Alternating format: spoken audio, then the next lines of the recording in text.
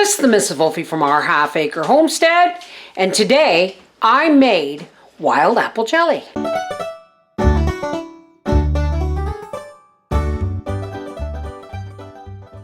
Now these apples are washed and they don't look like much, but we got these off the side of the road.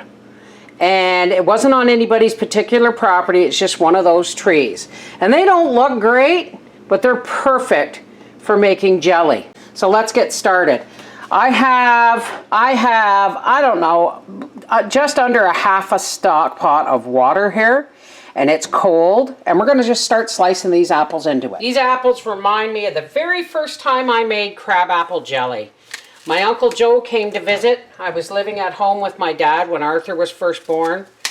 And my Uncle Joe came to visit, and he brought me this basket of beat up, but they weren't badly bruised, they were just ugly looking apples like this. And I said, what am I to do with those? And he said, make jelly. So I got my cookbook out of the cupboard and made my first batch ever of crabapple jelly. Crab apples make the best jelly. You can make jelly, I've made jelly out of Honeycrisp apples, and it's not as good as crabapple jelly. Crabapple jelly has the flavor of wild apples. It's a little more tart, but it's got a lot more wonderful depth of flavor. Now we're not going to mash these or anything. We're just going to cook them until they're soft and the water has changed color, and then we're going to strain them. Don't turn your nose up at roadside apples or wild apples, because they don't cost a dime except for the sugar and your effort to make jelly. Like I said, you don't want to puree this or anything, because we want the apples, the juice, to come out clear. We're going to bring this up to a boil, and then we're going to turn it down, put a lid on it, and let it simmer for several hours. Well, our apples look good and ready. So I'm going to shut them off. And I've got my strainer here over another stock pot. Remember my trick with the wooden spoon. If your strainer doesn't quite fit, then we're going to cover this with a nice square of clean, damp muslin. And I'm going to very carefully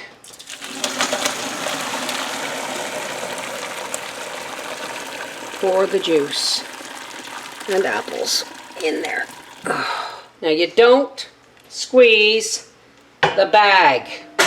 You do not want your apples giving off any cloudy fluid. So we're just going to let this sit and drip overnight. And tomorrow we'll make jelly. Here is, I might as well put that over on the jars. Here is the juice from the strained apples. I never pressed it. I only just let it drip overnight. We didn't want any cloudiness to our jelly. Okay, so the first thing we're going to do is we're going to measure out exactly 6 cups of this juice. Why? Because you do not make jelly, there's 4, in batches of more than 6 cups. I'm shy a cup there. You do not make jelly in batches larger than 6 cups. Because it won't set. You'll cook it and cook it and cook it, and it'll come out like treacle, you know, but it won't be jelly, trust me. Now, we're gonna pop in a small spoon, just like a half a teaspoon of butter to help with the foaming. A cinnamon stick, which we can take out after. Don't use ground cinnamon, folks, unless you're putting it in a spice bag that you're going to take out. Leaving spices in, in jellies and stuff, it doesn't do well. They get bitter over time. And to our 6 cups of juice, we're going to add 6 cups of organic sugar. Remember me telling you about a boil bath canner? This is for the beginners. This is a boil bath canner. It is any pot deep enough that you can put a rack, a wire rack in the bottom, Rest your jars on them and still deep enough to cover your jars with 1 to 2 inches of water without boiling over. Okay, so this is what, it's any pot deep enough. And there's a splash of vinegar in the water because I'm on well water and I don't want my jars to come out cloudy. You know what we call homemade apple jelly, folks? Homemade crab apple jelly or wild apple jelly. We call it apple pie on toast. Because you get a hot piece of toast with a slick of butter on it and spread some of this on it, and I tell you what, it's apple pie on toast. Just without the apple chunks. And we're getting ready to come up to a boil. And when it does, I will have to turn it down a little bit because this burner will have it spitting. And you don't want that either. This is probably going to take about a total of 10-15 minutes of cooking. It's a patience thing. That's my kettle boiling to pour over my washed lids. And I want to cut back on the steam a little bit to show you sheeting properly. Okay, now let me show you what sheeting looks like. Do you see how the droplets are running together to kind of form a sheet on the edge of the spoon? Like that. See how they're sheeting? That means we're at gel stage. Alrighty, here are my washed and rinsed lids in hot water. I'm using a 1 cup measuring cup because I can't find my glass one. Our funnel, our lids. Now let's take out our boiling jars. One at a time, of course. There we go. Grab the jar with the grippers and then fill it to a 1/2 inch from the top. Or just about up to the bottom thread.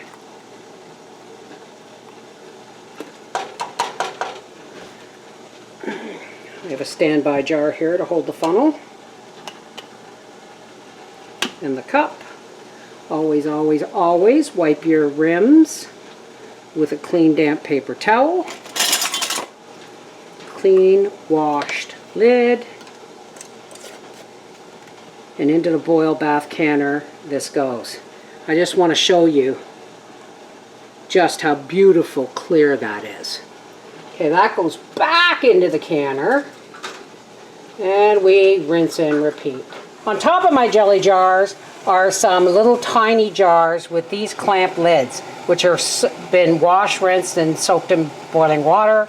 And we're gonna fill those jars. These are our Christmas gifts. Thought I was filming, folks.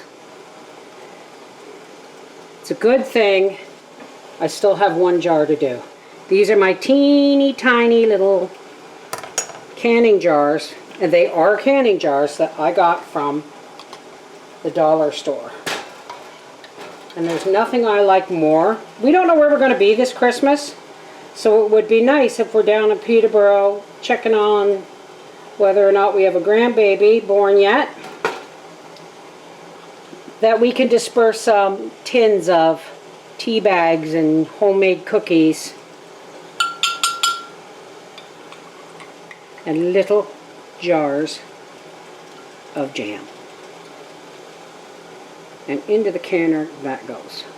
There's our canner with 2, 4, 6 half pints and a bunch of little ones, well, 4 little ones.